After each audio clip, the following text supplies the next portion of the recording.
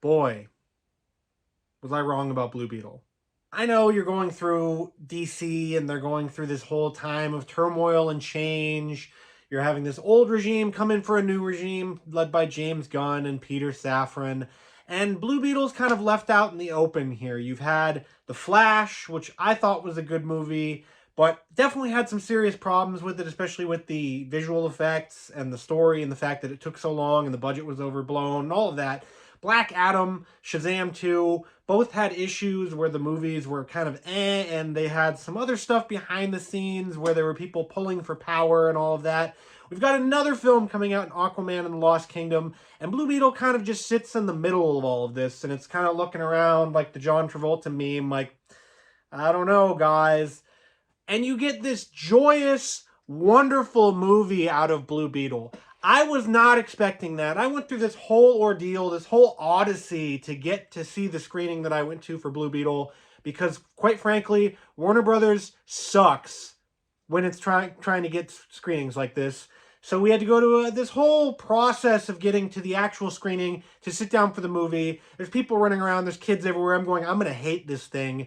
And it pushed through that so much. It shone through the mire of hatred that I was expecting to have for this movie, and it just blew me away, quite frankly. I was not expecting much. I was not expecting anything. I was like, whatever, it's going to be, it's an origin movie. It's going to follow all of the normal origin crap that we go through with these types of superhero movies, or it's going to be this DC movie, and all of DC's movies are good-ish, depending on how you think about them, but they all follow this one thread that goes across from, Michael Keaton's Batman all the way to today to the Batman all the way through the Snyderverse stuff, where it's always this dark, dreary, brooding, depressing kind of thing.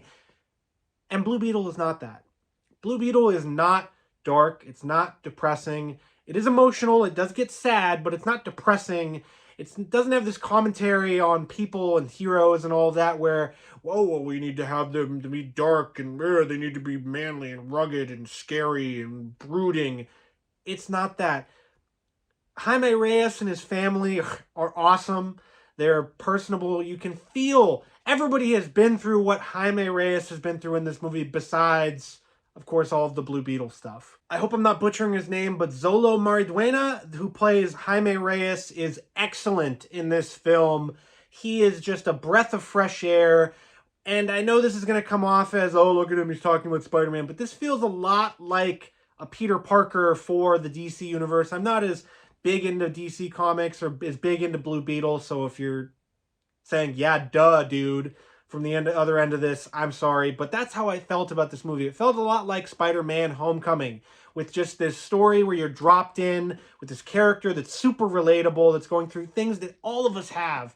Jaime can't find his place in the world. His dad can't find his place in the world. And everybody's just looking for that place where they fit in and all of that. The familial aspect is excellent. His family is played wonderfully. George Lopez as his uncle is so funny in this movie. And for all those people out there, there's the brigade of people out there. I don't want comedy in my superhero movies. I don't want anything to be funny. You might hate this movie because it's very funny. There's a lot of jokes. Some of the humor is a little juvenile. Some of it is a little more subtle, but it's all very funny throughout. But it's important that in the moments where it doesn't need to be funny or it shouldn't be funny, it's not. It lets the emotional beats hit. It lets them run through and move and let you feel them. And it's not just constantly hammering you with crappy jokes. The jokes are there for a reason. A lot of them are really funny. There's a boner joke in the movie near the end of it that's absolutely just gut-busting.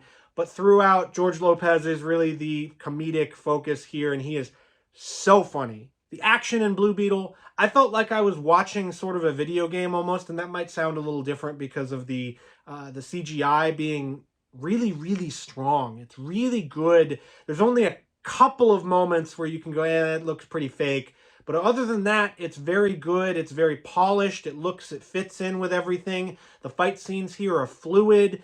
The scenes where Jaime and the suit are creating weapons and everything out of stuff. The scene with the gigantic Mega Buster sword, it looks so cool in the trailer. In the movie, in full action and just context, It's so damn cool. It's, oh my God, the theater freaked out for it, and it was just a moment that you will not forget from this film. The action is hard hitting. The Carapex, or whatever his name is, the bad guy, the muscle for Victoria Cord, he is the only sort of weakish link of it where the performance is good, but what he gets to work with is not, and it sort of redeems itself at the end of the film. But there's also this Megatron-y sounding voice that he gets that's just kind of like lame sounding, and that's really one of the only things about Blue Beetle that I can truly complain about, other than the fact that there is a needle drop for Kickstart My Heart by Motley Crue in the middle of a movie with a bunch of Spanish language music, a bunch of Spanish culture, and then you have Motley Crue with like the most overused needle drop in the history of cinema. Please find a different song to use other than Kickstart My Heart. Through those small quibbles, ends up being one of the best films that DC Films has put out. If you take all the DC stuff out of here, and really there's not that much other than Gotham being on people's shirts, or George Lopez mentioning that Batman's a fascist, or some smaller things about, oh, I can fly like Superman. If you take all of that out and you throw it out, Blue Beetle would still work.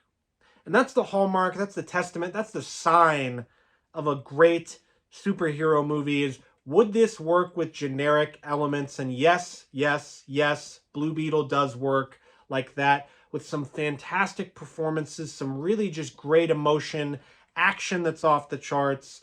I can't think of a lot of things wrong with Blue Beetle. It's going to be a shame if Warner Brothers and DC do not promote the hell out of this movie to try to get people to see it, because more people do need to see this. This is not a Black Adam situation. This is not Shazam 2 getting crapped out to theaters just because we have to.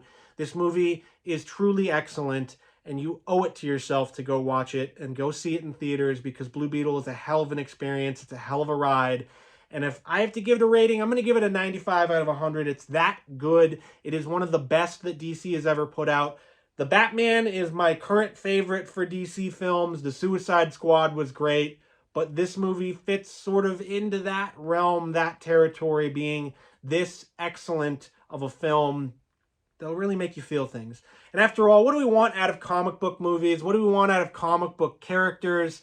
We want to feel like, hey, this could be me if I get dropped in this situation. And Jaime Reyes and his family really do feel like that. So if you want to go see Blue Beetle in theaters, go see it on August 18th, this Friday. Don't listen to the haters or people out there that might say that this is crap. I don't know. But go check it out for yourself. And if you want to see more reviews, you can check out all of my movie reviews in this playlist right here.